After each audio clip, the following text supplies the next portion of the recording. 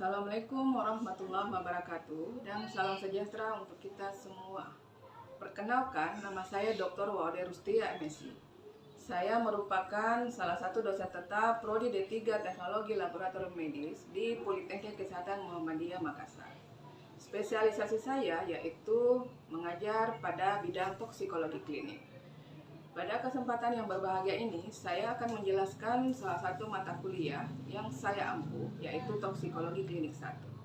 Dan sebagai seorang dosen, saya telah menerapkan Tridharma perguruan tinggi, salah satunya yaitu pengajaran. Teknik pengajaran yang akan saya sampaikan yaitu menggunakan metode DIA, yaitu singkatan dari Delivery, Interaction, dan Assessment. Delivery sendiri itu merupakan bagaimana cara saya menyampaikan materi yang saya berikan agar dapat diterima oleh mahasiswa dengan baik. Sedangkan interaction merupakan interaksi antara saya dengan mahasiswa dalam melakukan pembelajaran agar capaian pembelajaran dapat tercapai. Selanjutnya yaitu assessment yang merupakan pemberian tugas kepada mahasiswa guna mengukur kemampuan mahasiswa itu sendiri. Hal ini saya lakukan secara objektif kepada mahasiswa tersebut. Sebelum masuk ke dalam penjelasan sistem pengajaran yang saya anut, terlebih dahulu saya akan menjelaskan mengenai mata kuliah yang saya bawakan. Jadi mata kuliah yang saya ajarkan di kelas yaitu mata kuliah Toksikologi Klinik 1. Mata kuliah ini terbagi menjadi mata kuliah teori dan praktikum. Mata kuliah Toksikologi Klinik 1 diampu oleh 2 orang dosen dengan sistem pembagian materi pembelajaran. Adapun bahan kajian atau pokok bahasan mata kuliah Toksikologi Klinik 1 adalah pengantar toksikologi, bahan toksik alami asal tanaman, pengenalan logam berat, baik logam berat esensial dan non-esensial, pembahasan logam berat timbal, merkuri, arsen, tembaga, kadmium, dan kromium, serta bab praktikum. Selanjutnya, capaian pembelajaran mata kuliah Toksikologi Klinik 1 adalah 1. Mahasiswa mampu mengetahui dan memahami prinsip dasar toksikologi klinik 1. 2. Mahasiswa mampu mengetahui dan memahami bahan toksik alami asal tanaman. 3. Mahasiswa mampu mengetahui dan memahami tentang logam berat, baik itu logam berat esensial dan non-esensial. Yang keempat, mahasiswa mampu mengetahui dan memahami logam berat timbal, merkuri, arsen, tembaga, kadmium, dan kromium, serta mahasiswa mampu mengaplikasikan pemeriksaan atau mengidentifikasi logam berat mulai pada tahap pra-analitik, analitik, hingga pasca-analitik dengan metode sederhana dalam mendapatkan informasi diagnostik yang tepat. Adapun deskripsi mata kuliah Toksikologi Klinik 1 yaitu Toksikologi Klinik 1 merupakan mata kuliah wajib pada semester 2 dengan bobot 2 SKS untuk mahasiswa program studi D3 Teknologi Laboratorium Medis yang bertujuan untuk memberikan pemahaman tentang toksikologi klinik serta prinsip dasar pengantar toksikologi klinik, bahan toksik alami asal tanaman, penjelasan mengenai logam berat esensial dan non-esensial, serta penjelasan logam berat timbal, merkuri, arsen, tembaga, kadmium, dan kromium, serta pelaksanaan praktikum, diantaranya teknik pengambilan sampel, preparasi sampel, dan aplikasi dalam menganalisis serta mengidentifikasi logam berat pada sampel, baik itu sampel kosmetik dan sampel spesimen manusia yang dicurigai mengandung logam berat. Hasil perkuliahan ini akan diukur melalui tes unit, yaitu ujian tengah semester, ujian akhir semester, kuis di akhir pertemuan untuk mengetahui sejauh mana pemahaman mahasiswa setelah menerima materi, pemberian tugas-tugas, dan menilai keaktifan mahasiswa dalam diskusi selama perkuliahan. Penjelasan mata kuliah ini dilakukan di kelas dan di laboratorium. Berikut video pembelajaran mata kuliah Toksikologi Klinik 1. Bismillahirrahmanirrahim. Assalamualaikum warahmatullahi wabarakatuh. Waalaikumsalam warahmatullahi wabarakatuh. Terima kasih atas kehadiran mahasiswa semua. Pada hari ini kita akan memulai perkuliahan masih tentang logam berat. Capaian pembelajaran kita hari ini Mengetahui tentang pengertian logam berat, pembagian logam berat, kemudian logam berat esensial dan non esensial, yang mana yang termasuk di situ. Kemudian nanti dilihat bagaimana mekanisme toksisitas logam berat di dalam tubuh, terutama yang akan kita bahas hari ini adalah logam berat PB atau timbal. Kemudian nanti kita akan singgung sedikit tentang materi-materi yang akan kita praktikumkan nanti di laboratorium. Pengertian logam berat. Logam berat itu adalah bahan pencemar ini yang memiliki berat jenis itu lebih dari 5 gram per cm kubik. Kalau di bawah dari itu belum termasuk atau belum dikategorikan sebagai logam berat. Kalau melebihi dari ambang batas yang diharuskan, itu bisa berbahaya dan bersifat toksik di dalam tubuh manusia. Nah, logam berat itu sebagai tes dua. Jadi logam berat itu kalau dilihat dari sudut pandang toksikologinya, didata menjadi logam berat esensial dan logam berat non esensial. Di slide itu dikatakan logam berat esensial itu adalah dibutuhkan logam dalam jumlah tertentu yang sangat dibutuhkan oleh organisme hidup untuk menjaga metabolisme tubuh manusia. Jadi yang termasuk di situ adalah esensial, zinc, tembaga, besi, kobalt, mangan, dan selenium. Tapi kalau dia sudah berlebihan, maka logam tersebut bisa menimbulkan efek toksik atau beracun. Ini yang dikatakan tadi logam berat non esensial. Ini logam yang keberadaannya dalam tubuh masih tidak kita ketahui manfaatnya. Bahkan dia bersifat toksik. Seperti ini ya. Contohnya adalah timbal atau PB. Merkuri, kadmium, krom, arsen. Itu keberadaannya dalam tubuh masih belum diketahui manfaatnya. Nah, berikut adalah urutan toksisitas logam berat. Jadi kalau dari urutan tertinggi ke rendah, di Ag12 itu ini lebih toksik ya dibandingkan CD, Ag, Ni, PD, AS, R2, SN12 dan ZF12. Bagaimana pengaruh terhadap aktivitas enzim? Dari logam berat ini, CD, PB, Cn, Ag dan Cu, CD ini lebih besar pengaruhnya terhadap aktivitas enzim. Kemudian aktivitas enzim apa yang diberikan itu adalah aktivitas yang dipengaruhi adalah aktivitas enzim alfa gliserofosfat dehidrogenase. Dikatakan debu timbal juga itu bisa mengkontaminasi tanah pertanian dan mencemari hasil pertanian. Penggunaan bahan bakar bertimbal itu melepaskan 95% timbal yang mencemari udara di negara berkembang. Jangankan di negara berkembang, kita juga ini pasti sudah tercemar sama udara kita sama asap kendaraan bermotor. Pabrik-pabrik kalau dia menggunakan bahan bakar yang campurannya ada timbal. Bagaimana timbal di udara? Jadi timbal di udara itu terutama berasal dari penggunaan bahan bakar bertimbal yang dalam pembakarannya itu melepaskan timbal oksida yang berbentuk debu atau partikulat yang dapat terhirup oleh manusia. Coba bandingkan kamu berdiri di depan kampus tidak pakai masker, bandingkan dengan pakai masker. Apa yang nyata yang kamu lihat saya di dirimu? Debu yang tinggal di mana? Di hidung kan? Pasti kotoran hidungmu itu lebih hitam dibandingkan dengan orang bermasker. Karena apa? Terkena sama partikel debu yang dikeluarkan dari asap kendaraan bermotor. Nah ini bahayanya kalau timbal yang tadinya bertebalan, dia akan beredar mengikuti aliran darah, kemudian diserap kembali dalam ginjal dan otak, kemudian nanti akan tersimpan di dalam tulang. Kan cuma itu, tersimpan juga dalam ginjal. Ini adalah toksisitas logam timbal. Jadi timbal ini sangat berbahaya bagi makhluk hidup yang sifatnya bersifat karsinogenik, juga menyebabkan mutasi, kemudian terurah dalam jangka waktu yang lama. Nah, toksisitasnya juga tidak akan keluar di dalam tubuh. Walaupun keluar melalui urin, sekali yang tertinggal di dalam ginjal, di dalam paru, di dalam hati, yang keluar melalui urin itu sangat sedikit sekali. Ini, jadi toksisitas timbal. Bagaimana mekanisme toksisitas timbal? Jadi PB itu mencemari udara, air, tanah, tumbuhan, hewan, bahkan manusia. Ini namanya rantai makanan ya. Jadi PB itu dari asap buangan pabrik atau asap kendaraan ikan terbang ke udara. Kan tidak mungkin dia selamanya melayang kan, pasti akan mengendap. Nah, mengendap ke tanah kalau tidak dibawa sama oleh hujan, dia akan mengendap sendiri juga. Tapi kalau ada hujan, otomatis semakin cepat mengendap, turun ke tanah, masuk ke air tanah dikonsumsi sama manusia. Begitu siklusnya lagi. Ikan melalui urin, sama dengan ikan, asap kendaraan bermotor juga pasti akan turun ke laut atau asap buangan pabrik turun ke laut, mengendap mengkonsumsi juga alatnya sama Ika, kemudian Ika dikonsumsi sama yang kena terakhir. Ini namanya rantai makanan. Jadi batas ambang normal itu PB di dalam tubuh manusia itu sekitar 1 sampai 10 ppm. Paling tinggi itu sekitar 20 sampai 200 ppm.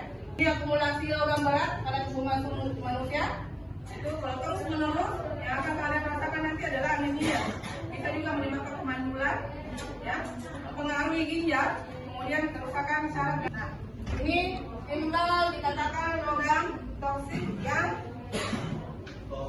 bersifatnya sudah kumulatif di dalam tubuh manusia, ya. Di mekanisme toksitasnya dibedakan menurut beberapa organ yang dipengaruhi. Apa yang dipengaruhi di situ? Jadi dia menghambat sistem pembentukan hemoglobin sehingga bisa menyebabkan penyakit anemia atau kekurangan darah merah, ya. Kemudian mempengaruhi juga sistem saraf pusat dan kemudian ginjal, kardiovaskular dan sistem reproduksi. Ini kalau pada organ manusia, ya. Nah, bagaimana kalau pada bahan pangan? Ya, jadi kandungan timbal ini adalah makanan yang biasanya mengandung itu sekitar 100 sampai 300 mikrogram per hari. Ini biasanya dikemas dalam kalengan. Jadi kurangi penggunaan makan ikan, ya, dari ikan, dari sarden. Minimal 1 kali sebulan. Tidak pernah. Ya, pokoknya bukan cuma makanan, minuman, ya. Iya. Nih, makanan kalian. Nah, ada kosmetik dan perhiasan juga, ya, ditemukan. Kalau di luar negeri katanya di daerah Timur Tengah itu celak. Oh, cila. Iya, celak. Jadi itu hampir sama dengan maskara. Iya. Banyak digunakan oleh Timur Tengah, tapi biasa orang mau pergi umrah sudah bawa pulang sebagai oleh-oleh. Nah, kalian mau pakai, nah di situ katanya sudah terkontaminasi dengan logam timbal. Nah, ini adalah interaksi PB yang masuk ke dalam tubuh, ya. Jadi PB yang masuk ke dalam tubuh itu toksisitas timbalnya melalui pernapasan, pemaparan maupun saluran pencernaan. Jadi lebih kurang 90% ini berasal dari asap atau debu di udara, ya. Ini bisa sama masuk ke saluran pernapasan, ya. Kemudian ada di penyerapan usus juga. Jadi mencapai 5 sampai 15% pada orang dewasa. Kalau anak-anak juga sudah sangat tinggi, ya. Ini yang mengkhawatirkan adalah efeknya terhadap kecerdasan pada anak-anak kecil. IQ-nya. Ya. Oke, ada dosis keracunan PB, ya. Pada anak sapi juga ditemukan sekitar 400 sampai 600 mg per kilogram. Ya. Kemudian sapi dewasa lebih besar lagi. Wow. Domba kalau kita istilahnya di sini kambing, ya. Iya, Di luar orang katakan domba. Ya, ini ada penelitian mengatakan bahwa bayi dan anak-anak itu lebih pekat toksisitasnya PB daripada orang dewasa. Disebabkan karena mengkonsumsi makanan lebih banyak untuk kategori berat badannya. Kemudian absorpsi PB-nya itu lebih intensif dalam saluran pencernaan. Kemudian organ yang terkena itu seperti otak, ginjal dan hati, ya. Paling cepat terkena karena di situ kan masih proses tumbuh kembangnya anak. Dia lebih banyak terakumulasi. Ini hasil penelitian yang dilakukan oleh Saidi di tahun 2003 mengatakan bahwa kalau di dalam darah itu terjadi di atas 80 mg per desiliter atau 800 ppm itu bisa menyebabkan ensefalopati, ya. Jadi ini disertai oleh munculnya atapsia, koma, kemudian nanti kejang-kejang. Ya, ini adalah perbandingan tingkat kecerdasan IQ antara anak rata-rata anak-anak, ya, yang kandungan PB dalam darahnya rendah tinggi. Jadi ada dikelompokkan, ada kelompok 1 kemudian kelompok 2, ya. Jadi IQ-nya itu